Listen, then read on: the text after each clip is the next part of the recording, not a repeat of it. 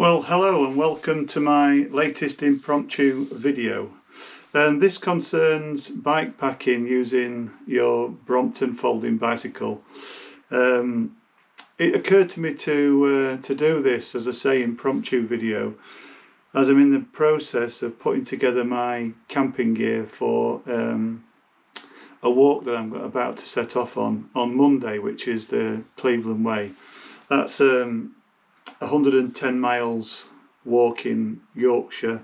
It's a fantastic walk, and I'm just putting together the kit that I think I'll be using, although I've got a few final decisions to make about what tent to take. I'm in a fortunate position of having about 3 or 4 different choices, including a lightweight tarp, and that's going to largely depend on the weather forecast for next week. It's looking wet at the minute, so I might take a tent, but I'll see.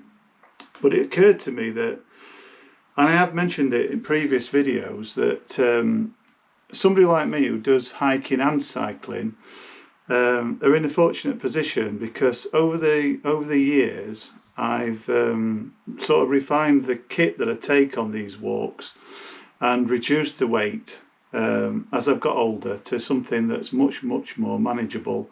So my rucksack for next week, even worst case scenario, won't be much over 5 kilos, excluding food and the fuel for my stove and water. But the actual camping gear, clothing, sleeping bags, etc., will be anywhere between sort of 3.5 and 5.5 kilos, depending on whether I take my heaviest tent or my lightest tent. So those contrast very favourably to the bikepacking world, where a lot of people are carrying an awful lot of weight on the bikes, and we all know if you can shed a bit of weight, it makes the bike ride far more enjoyable. So what I thought it'd be interesting to do is to take the kit that I'm going to use next week for a full week's hiking and transfer that to the bikepacking world of a Brompton, where, as you'll probably know, the front carrier block can take 10 kilos, the rear rack can take another 10 kilos, but I'm not going to be anywhere near that. I'm going to be splitting somewhere in the order of 2 to 3 kilos front to back, and that's going to make for a very pleasurable cycling experience, and hopefully a nice camping experience as well. Now, the 2 bags I'm going to be using, the first one is this, which I think is called the rucksack.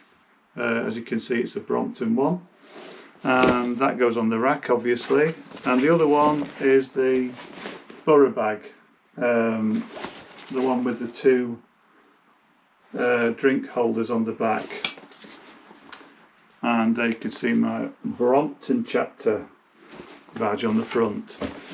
So I'm going to show you how I would pack that for a camping trip, and what I tend to do is to put the stuff that I'm going to be using last, i.e. the sleeping mat, sleeping pad, pillow, that kind of thing, that goes in first. And the thing that I want to have access to immediately when setting up camp, i.e. my tent poles, if I'm using tent poles, and the tent itself, the tent body, will be the first thing that you see as you open the bag. So what I do is, this is a sort of equivalent to a trash compactor bag. I line the burrow bag with that, and into that I put anything that I absolutely want to keep dry, and that would include things such as this down puffy jacket. I don't use any of the bags that came with the tent or the sleeping bag. I don't use any of those. I leave all those at home, and I just stuff them into this trash compactor bag. This is the quilt that I'll be using next week. This is a Altkit cloud quilt, it's called. It's a summer weight quilt. lofts well. It's quite old now, but it's still performing well. And for its weight, it's incredibly warm. That's under 500 grams. Just stuff it down. I do use a bag for my electronics. This has got an anchor charger, it's got an Apple wall charger, it's got all the cables I'd need to charge my camera equipment and my phone, and also the Garmin watch that I use. So that's going to go in with the stuff that I absolutely want to keep dry. Next up goes the Alpkit sleep pad. That's in the bottom of there already, along with the clothing that I'm going to be using, and a bug net in case I encounter bugs on the trip. This is a Smidge head net. I've got in here a lightweight OMM wind shirt. I've got a pillow, which is an inflatable one from Trekology, and that is in a bag, conversely to what I said initially, but everything else is stripped of the bags. There's a merino base layer, merino leggings from Paramo, and low alpine respectively, and there's some mittens, there's a buff, there's a buff just in case it gets cold at night. You can put that on your head, just to give you a little bit of extra warmth. So they go in there because they want to stay dry. So what I do is roll the top of the trash compactor bag down, twist it, squeeze all the air out. Sometimes I'll put a clip on there, but usually I just trap it down the side of the bag and no water will get in there. The next thing I put is the tent inner. That I do want to keep dry, but it has its own separate bag in case, for whatever reason, maybe condensation or something similar to that, it gets wet. And that's the tent outer, which can often be packed away wet, so that has its own bag. It goes in a Sea to Summit bag. So that's probably all I would put in that bag. Oh, one more thing. This is a Thermarest seat kit, which turns any inflatable camping mat into a chair that you can use at camp. It's got 2 fiberglass struts, or 4 fiberglass struts, and a little cradle that holds the folded airbed and makes a very, very comfortable chair, and it fits inside there. So that's the burrow bag, and into the other bag I'm going to put, if I'm using tent poles will go in there. Food is quite heavy, that goes in there. My wash kit, I'll show you something interesting in here because you can save a lot of weight.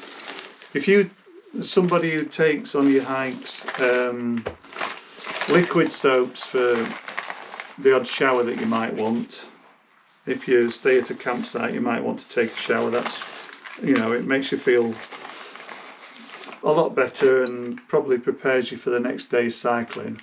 I would suggest, if you don't already know, these from Life Venture are a fantastic weight saving tool.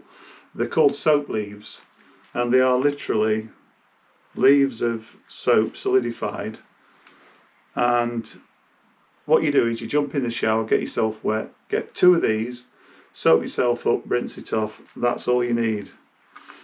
They're incredibly lightweight. They do a similar one for shaving,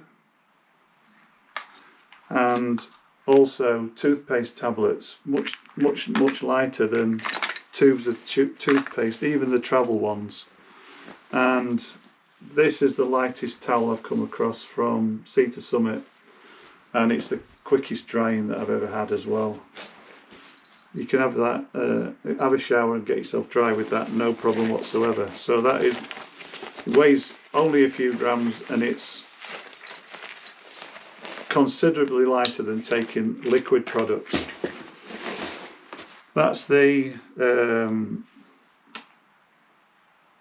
it's the cape, the cycling cape that I use. This is my cup kit, which is methylated spirit stove from Chi-Wiz with a Tokes 550ml pot, titanium, and a Cedar Summit X mug in the top. There's a lighter in there as well. First aid kit, everybody needs one of those. I've got it's a neoprene sleeve. When you are rehydrating meals such as this, pour your water on, pop it in there, seal the bag. This will retain the heat for much longer than this on its own. For the few grams that it weighs, I think it's great, and it also has a handle on the back so you can hold it to eat from when it's time to heat the meal. That's from Optimus.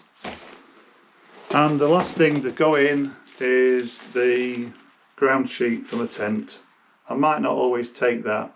It does weigh 200 grams, but when you think that all this added up, at worst case scenario is 5.3 kilos, it's not much to take. And I've also still got room in there for anything else that I might want to take, last minute snacks and things like that.